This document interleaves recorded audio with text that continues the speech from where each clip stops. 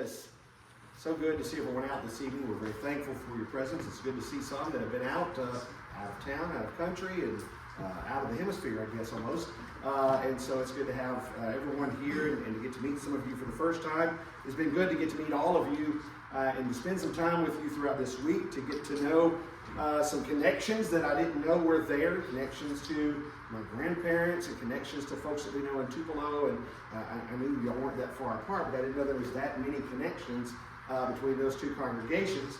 And so it was good to get to do that, and it was just really good to be here this week. We've enjoyed our time getting to spend some time with the congregation here, and I hope that the time that we've been here has been beneficial to you as we've looked at the subject of being a disciple. We began Sunday morning looking at what it is to be a disciple, noting that disciples are those who have dedicated themselves in following after a master, after a teacher, and Jesus is the one that we're dedicating ourselves to follow after, to emulate, to strive to be more like. And then we also talked Sunday morning about the danger of accidental discipleship, just kind of following the flow and thinking that we're okay, but if it's not a genuine connection that we have with our heart with God, then it's not going to be something that's going to help us to get to heaven. God will not be pleased unless we are genuinely following after Him. We must make that choice and not just go with the flow. Then Monday night we talked about the idea that disciples are those that have to transform. I don't care who you are, how you were raised. You might have been raised in the best household and gone to the best congregation. There's always going to be a change that needs to be made. And then also recognizing that there's no such thing as being too far gone to not be able to make the transformation that needs to be made to be pleasing with God. Because can we go any further than Saul of Tarsus went? And all the things, committing murder really is what he was doing, and just making the life more than miserable for so many individuals. And then once he learned the gospel, he was willing to suffer everything and endure so that he could lead others to Christ. And so we have that example there. And then we talked last night the idea of, as disciples, being a better light. And you look at the world that we live in, and you look at all of the horribleness that there is in this world. You look at all the division that's in this world, and it's a great opportunity for us as Christians to shine the light of the gospel, to shine the light of the love, grace, and mercy of God, and to let them see that there is something better. And so this is our chance to shine brighter, and we need to be looking into our lives and making sure that we're genuinely shining the light of the gospel to the world, and if not, looking at some ways in how we can begin to do that a little better. Tonight, I want to close out by considering the idea of being a disciple once again. And as you're a disciple, the longer you're a disciple, you think it gets easier, right? But life never gets easier. Life is filled with difficulties and such, and it just seems like we never get through them. But as disciples of Christ, we need to understand the importance of pressing on in spite of the things that we face and the things that we endure, because we have something that we can look ahead to. As you get older, though, do you not look back and sometimes think, wow, I can't believe I devoted so much time and energy worrying about this issue, this problem that I had in my life, the heartache from the loss of a love, or the heartache in someone mistreating you, and things that really affected us 10, 15, 30 years ago. And we look back and we go, well, that really was not that big of a deal. We might have been worried about a job and whether or not we're going to be able to make it into a career, and we really focused on that, and it really just kept us up at night. And then 20 years later, we're looking back going, why was I so concerned? Everything worked out just fine. We face some trials and tribulations, and when we're facing them, it feels like we're just never going to be able to get through them. We feel like, it's just everything we have is to try and to carry on, but then life moves on, and we make it through, and we forget just how desperate we were in the moment, how hopeless we felt when facing that difficulty. And likewise, we seem to forget that no matter what we face here on this earth, no matter what kind of trials we endure, we always have that silver lining. We always have something that we can look ahead to, that eternal side, that no matter what we're facing, one day it will come to an end. There'll be no more sorrow. There'll be no more suffering. There'll be no more trials and tribulations. We'll be in the eternal with God if we are faithful. Paul seemed to have an understanding that his time on earth was drawing to an end. As you look in the book of Philippians, and even looking back in his writings to the church in Corinth, he really understood the whole idea of we're running this race, we're making this dash, and we're doing it because there's something better that is ahead. In 1 Corinthians 9 and verse 24, Paul says, "Do you not know that in a race all the runners run, but only one receives the prize? So run that you may obtain it. Every athlete exercises self-control in all things.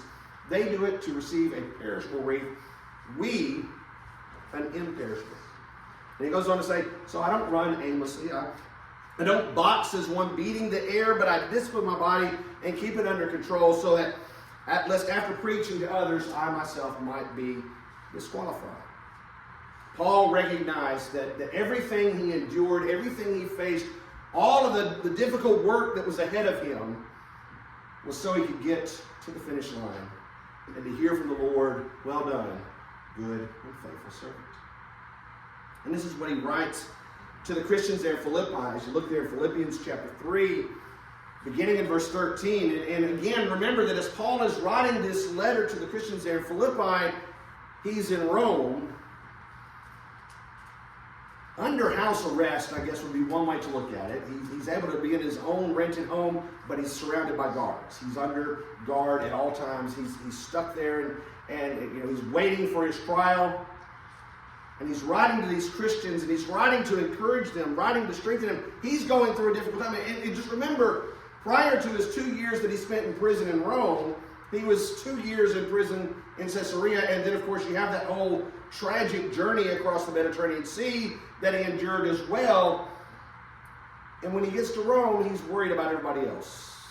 He's concerned, not worried, but concerned about everybody else. He's wanting to encourage others. As we read there in Philippians chapter 3 and verse 13, writing of that goal that is ahead, he says, "Brothers, I do not consider that I've made it my own, but one thing I do, forgetting what lies behind, and straining forward to what lies ahead, I press on toward the goal for the prize of the upward call of God in Christ Jesus." Let those of us who are mature think this way, and if in anything you think otherwise, God will reveal that also to you. Only let us hold true to what we have attained. Brothers, join in imitating me, and keep your eyes on those who walk according to the example you have in us. For many of whom I've often told you, and now tell you even with tears, walk as enemies of the cross of Christ. Their end is destruction. Their God is their belly, and their glory in their shame, with minds set on earthly things. But our citizenship is in heaven, and from it we await Savior, the Lord Jesus Christ, who will transform our lowly body to be like his glorious body by the power that enables him even to subject all things to himself. Paul writes to encourage the Christians there in Philippi to stay the course, to press on. He says, I don't feel that I've made it all the way. I'm continually striving to go further and to press on so I can receive that prize. He talks about those who have turned away, and he says they're receiving all the prizes they're going to get. Their God is their belly, their fame, that's their desire. And he says they're getting their reward now, but I'm working for a reward that is imperishable, a reward that the Lord is waiting to give to all who will follow after him. It's not until we look over in 2 Timothy chapter 4, and this is Paul writing in his final imprisonment. His final time there in Rome. This is written just before he's going to be put to death. And it is then that the Apostle Paul says there in 2 Timothy chapter 4 and verse 7, he says, "I have fought the good fight. I have finished the race. I've kept the faith. Years earlier, he said, I'm still pressing on. But Paul knows what's coming. And he's looking ahead with joy, really. He says, I've fought the fight, I've finished the race, I've kept the faith. Henceforth, there is laid up for me a crown of righteousness, which the Lord, the righteous judge, will award to me on that day, and not only to me, but also to all who have loved his appearing. While our struggles today may seem difficult, it may seem different, and it may seem at times to be insurmountable, we've got to stay strong. We've got to stay faithful. We've got to remain steadfast and stay the course. That phrase, stay the course, it has its origins in the sea, and it signifies maintaining a constant or unaltering course while navigating. And I learned a little bit more about that when we were in South Dakota. We had a fellow come up and visit us there in South Dakota.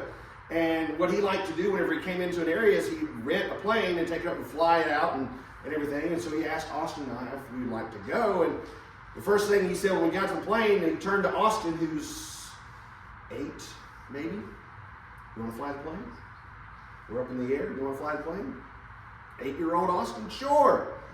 He says, you see that right there? You got to keep that right where it is. You just kind of take the stick and you keep it right there where it is. And 8-year-old Austin did well for about 5 seconds.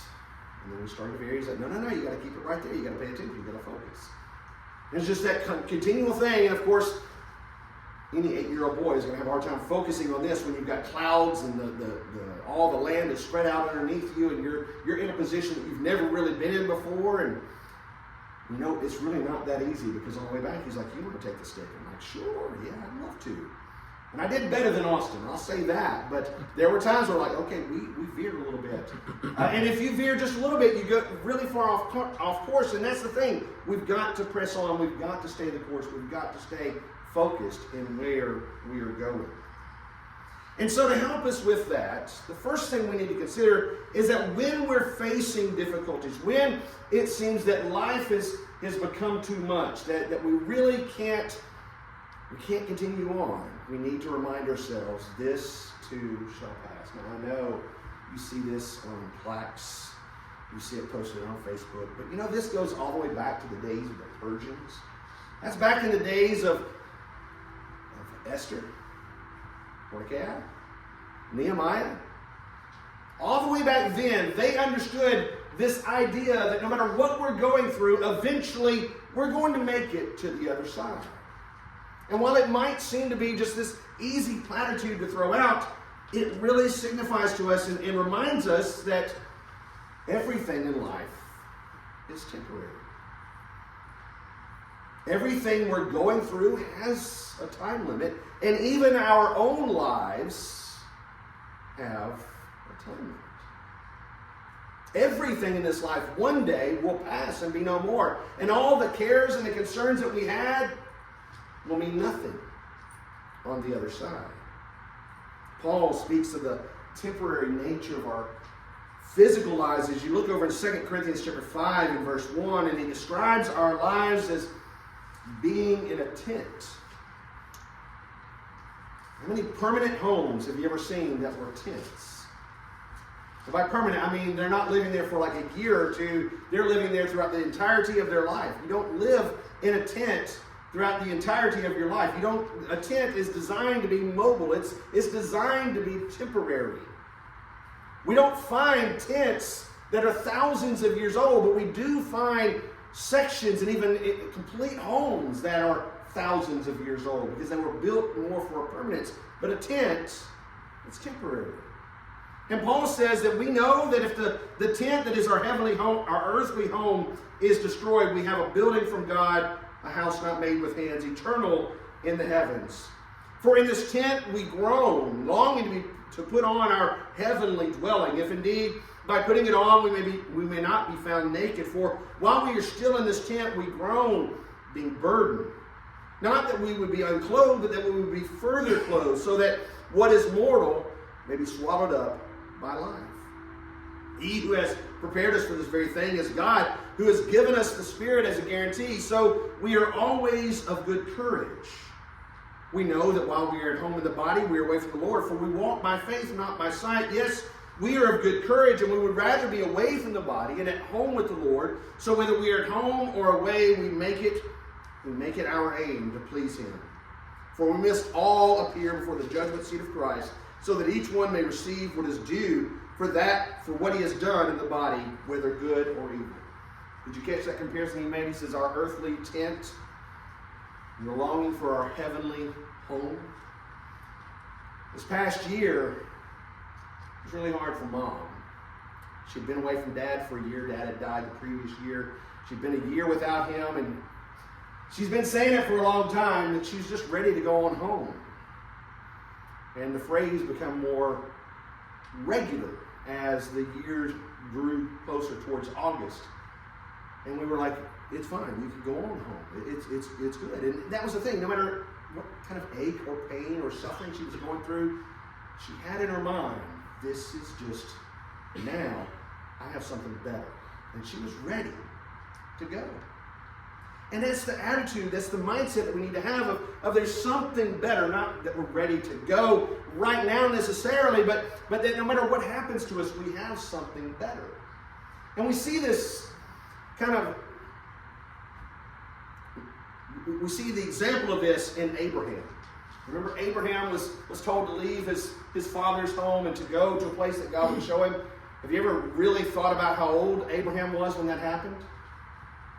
He was 75 when he left home. Now, I've often said it's hard for me to really imagine this because I've lived a lot of different places. I haven't lived near family very much in my life. But for others who have lived in one location your entire life, you've lived near your parents, your grandparents, 75, how easy would it be to just get up and leave and go to a place that you probably never even heard of? And then he goes and he lives there and he never owns a single piece of property until his wife dies and he purchases the cave of Machpelah as a burial plot. But the rest of the time he spends as a nomad. And as we look at his life, we see it's all in this devotion to God. You look at Joseph, facing difficulty after difficulty. I mean, his own brothers are talking about killing him. And just because they're greedy, that doesn't happen. One of them's like, hey, how about we just sell him instead of killing him? And then his employer lies about him and he gets thrown into prison. He's falsely accused. And then he makes friends there and he says, remember me when you go before Pharaoh. And well, they forget all about him. And yet what do we see about Joseph? In every situation, he serves God. And it seems that he walks about with a good attitude. And even when his own traitor brothers show up, he doesn't take it out on them, even though he's second in charge of all of Egypt. And he could have had them put to death on the spot in that moment if he would have wanted to. But he knew that things were different. God had revealed to him in his dreams. He had a clue that God had bigger plans. And he kept that faith in God and all that. And you consider the apostles. Again, think of all the apostles the night that Jesus is betrayed, and they all run. Just as we would have, let's be honest. If we knew what they knew and had experienced what they had experienced, we probably would have gone right along with them because we've been scared to death. But then they saw the confirmation of Jesus being raised from the dead. And there was nothing in this world that anyone could do to dissuade them. We never see them run again. They stand before the leaders and they say, you can do whatever you want to us. We're going to do what God has told us to do, because they were assured of this promise in Jesus. This is the idea of walking by faith and not by sight. Walking with that heavenly view in mind so that no matter what happens, we know we just got to get through this because heaven's on the other side. We need to understand that our faith in someday being with God, being with the Lord, it motivates us to get through all the difficult times. Our faith in being with the Lord moves us and motivates us and keeps us going in the direction. It's responsible for the way that we live. Our lack of faith is responsible as well. and you don't have that faith in God, and difficult times approach, you don't have anything to lean towards. You don't have anything to look ahead to. And that's when you get lost. Think about adventurers who go out into the world, and there's a lot of them that have gone out there, and some have survived and some haven't. You know what the main difference was in those who survived and those who didn't? The ones who survived had a reason to survive. They had something that drove them, whether it's family at home, that drove them to do what was necessary, to go the extra mile, to push themselves where they needed to push themselves to make it back to civilization. In Hebrews chapter 11, there in verse 8, we see that Abraham went throughout his life living in a foreign land, living in tents with Isaac and Jacob, because he was looking forward to a city that has foundations, whose designer and builder is God. Again, look at the life of Abraham, and he just moved from place to place, never had a permanent dwelling place. He just was constantly on the move because he was looking to that eternal place.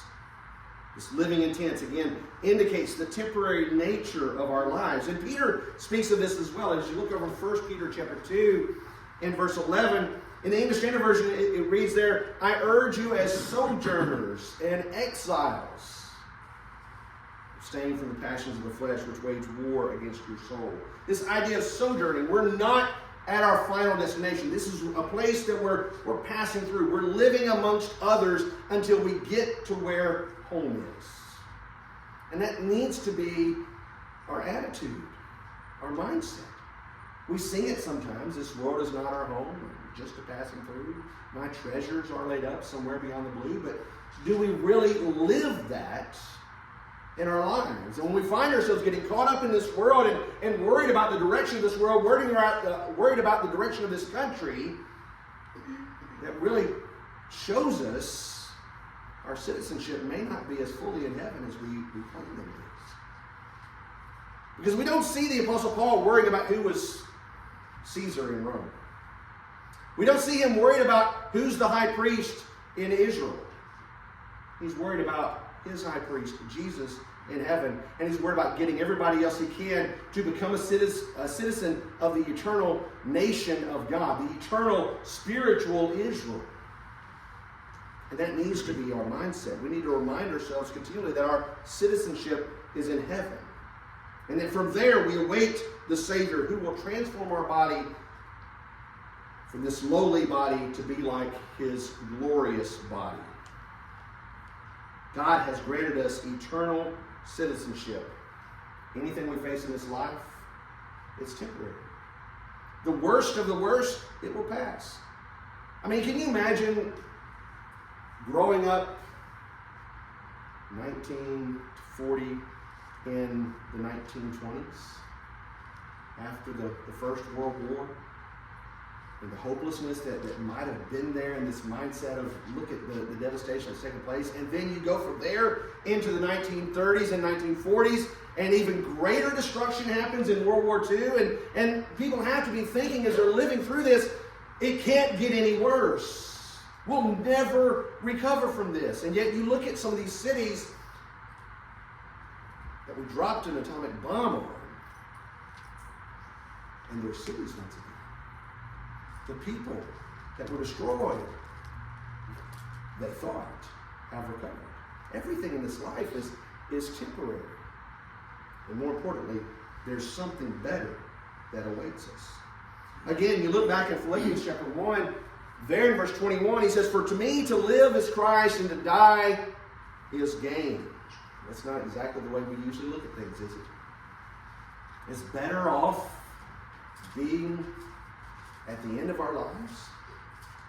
He says, if I'm to live in the flesh, that means fruitful labor for me, yet which I shall choose, I cannot tell. I'm hard pressed between the two. My desire is to depart and be with Christ, for that is far better. He says, if I remain here, there's work to be done. And Paul continued that work even after his first Roman imprisonment. He goes out and he continues his work in preaching and teaching and encouraging brethren. And he says, I just soon this be the end, and I can go on because that would be better for me. But it's better for you if I stay. And this is why we see the Apostle Paul in 2 Corinthians 4 writing of these things. And again, before we read this, remember all the suffering that Paul went through. The beatings, the stonings, the constant danger in every situation he was in. The Jewish brethren that were constantly trying to destroy him from city to city, bringing him before magistrates, having him beaten, having him stoned, desiring to put him to death. He even writes about his time in Ephesus saying that, we had the sentence of death upon us. And he writes about even if I fought the wild beast in Ephesus, there's something there that I can look ahead to. And look at what Paul calls all of that. In 2 Corinthians 4 and verse 16, he says, "So we do not lose heart. Though our outer self is wasting away, our inner self is being renewed day by day. For this light, momentary affliction is preparing for us an eternal weight of glory beyond all comparison, as we look not to the things that are seen, but to the things that are unseen. For the things that are seen are transient, but the things that are unseen are eternal." I think the Apostle Paul had a little bit of a sense of humor, because he wrote to the church in Corinth about all the things that he had endured, all the beatings from the Jews, all the beatings from the Romans, the times that he was stoned, the times that he was mistreated, all the dangers he's gone through. And then he writes in his second letter, all these things I've endured, they're just light, momentary afflictions. And that's what I was talking about in the beginning. Some of the things that we think are just terrible, that we'll never make it through, we'll never recover, and yet we do. And even if we don't here on this earth, it's going to be nothing when compared to the eternal weight of glory that awaits us. And that's how Paul lived. I can't help but think, as the Apostle Paul is there being stoned in Iconium, each stone hitting, he's like, all right, maybe this is the time God says, you're done. God says, no, I've got some more work for you. And he rises up and goes on. And the times where they try to kill him and he survives, but he's just constantly looking at, these are just temporary pains, and it's bringing something better. The sufferings of the present time are not worthy to compare with the glory that is to be revealed to us, as he writes in Romans chapter 8 and verse 18. We need to have this point of view that no matter what we're going through, it is nothing compared to what God has prepared for us. Any sorrow, any suffering that we're facing, it's hard. We've had a tough several years. Everybody went through the pandemic. That was a lot of fun, right? We've lost family members. We've lost multiple family members. Life is difficult. It really tries to bring us down, but we can always get through these things because we know that there's something better that awaits. And the reason that we know is because God has promised it. It always amazes me to think of the level of faith Noah had. Abram had. Noah as well, being told, can build an ark. And he went out there and he spent potentially 100 years with his 3 boys building an ark. And when God said get in, he got in. But even with Abram, 75 years with your family, God says, I need you to go somewhere else. Okay. Through you, I'm going to bring about the salvation of the world. All nations of the world are going to be blessed. And he and Sarah are young. And his faith isn't quite where it needs to be at that moment, because he's looking around. He's like, I don't have anybody to be an heir. And so they use Hagar, and we have Ishmael. And the first thing God says about Ishmael is like, that's not the one. Then finally, 13 years later, he's old. Sarah's 90? He's almost 100. They have a child. That child grows up. He sends Ishmael away eventually after Ishmael's tormenting Isaac. And after that child has grown up, he's not an infant when this happens. He spent time with Isaac. He's grown to love Isaac. Isaac is the one that was the promised one. God says, I need you to take Isaac out to the land of Moriah and I need you to sacrifice him there to me. Now, I don't care which one of my children, anybody in this world asked me to do that, I'd be like, no. Now, God, hopefully I'd have a different answer. But this idea of sacrificing a child, it's against everything we read in the scriptures. But as we read about Abraham, his faith in the promise of God was so great that he knew, he was confident that if he went through with it, God would give him Isaac back, because God had told him through Isaac, that's the seed. That's where the seed's going to come from. And he knew that God would keep his promise. And it's interesting, you look there when they're going up and Isaac's carrying the wood and everything, and they set up everything, and he's like, all right, we got the wood, we got the fire, where's the sacrifice? And Abraham in his great faith said, the Lord will provide.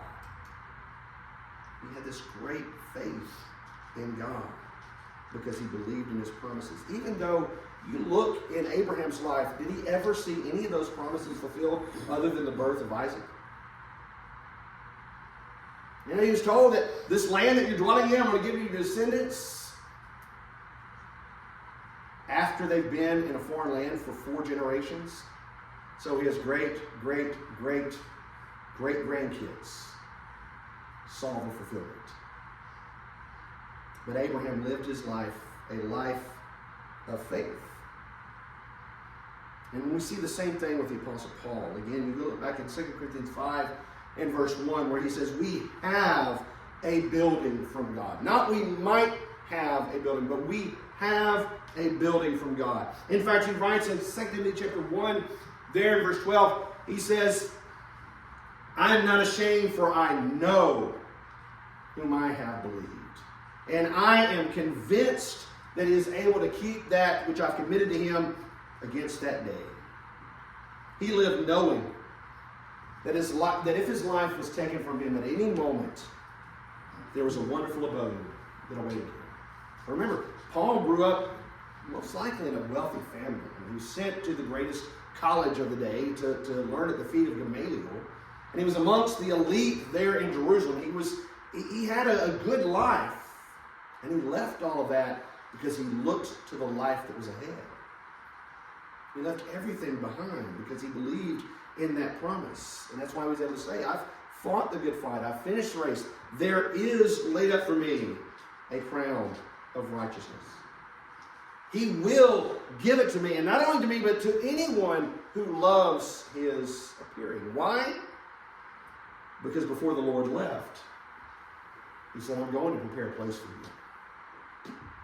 And if I'm going, I'll come back and get you and bring you to where I am. It wasn't just a promise given to the apostles that were standing there with him. That's a promise to us all. He says, in my Father's house there are many mansions.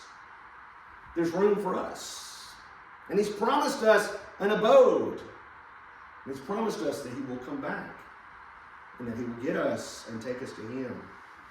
Paul knew the promises made to Abraham. He knew the fulfillment of those promises. And we know through the fulfillment of all these promises, and that's the importance of studying the Old Testament, as we see God makes these promises. And it might be thousands of years for that promise to be fulfilled, but it is always fulfilled. There's not a single promise God made in the beginning that hasn't been fulfilled, except when the Lord returns, we go with him. And we can be guaranteed of that. The author of Hebrews writes there in Hebrews chapter 6 and verse 11, he says, we desire each one of you to show the same earnestness, to have the full assurance of hope until the end, so that you may not be sluggish, but imitators of those who through faith and patience inherit the promises. For when God made a promise to Abraham, since he had no one greater by whom to swear, he swore by himself, saying, surely I will bless you and multiply you. And thus Abraham, having patiently waited, obtained the promise. For people swear by something greater than themselves, and in all the disputes on an oath is final for confirmation. So when God desired to show more convincingly to the heirs of the promise the unchangeable character of his purpose, he guaranteed it with an oath, so that by two unchangeable things, in which it is impossible for God to lie, we who have fled for refuge might have strong encouragement to hold fast to the hope set before us. We have this as a sure and steadfast anchor for the soul, a hope that enters into the inner place behind the curtain. Hope. Life is miserable without hope.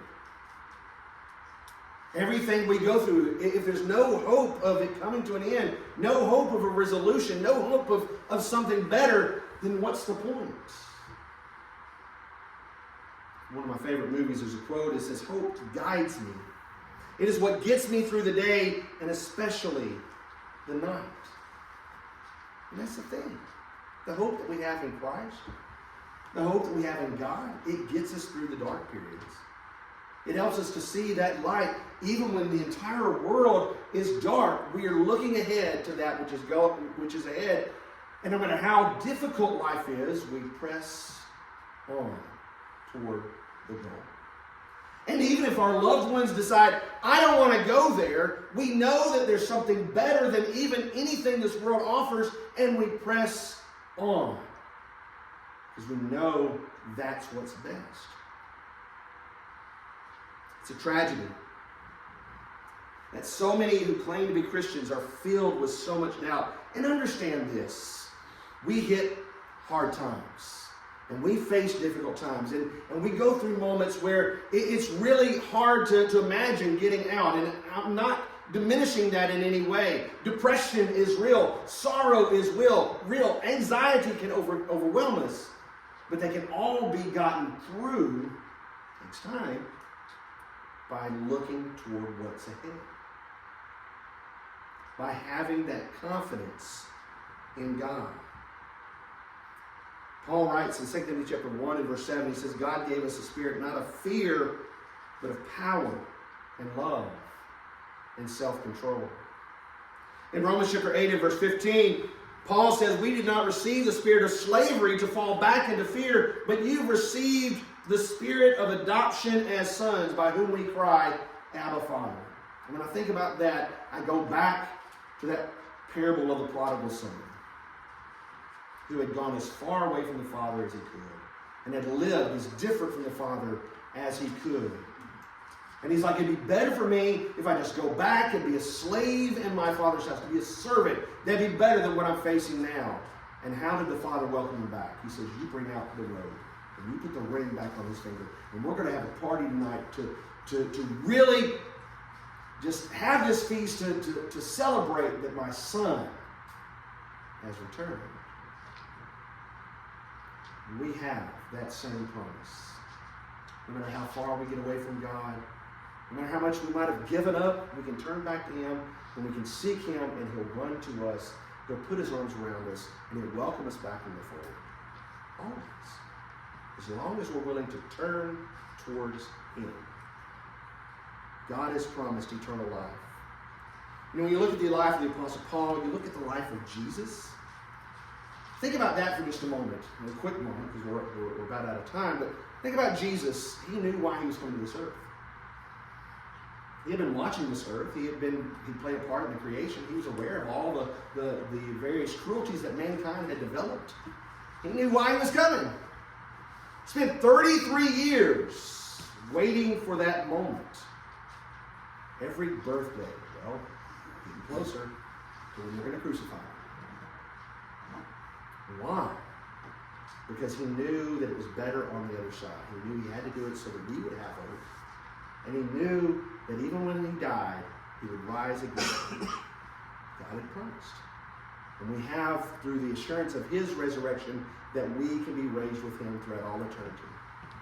The invitation is offered to you, as it is every time we gather, and really every moment of the day. There's never a time where the invitation isn't available to you.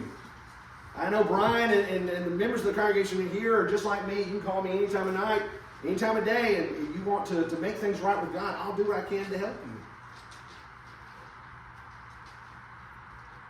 you. We need to have that assurance in our life, that strength of faith, that we know that there is laid up for us a crown of righteousness. And if you're looking into your life and you don't see that,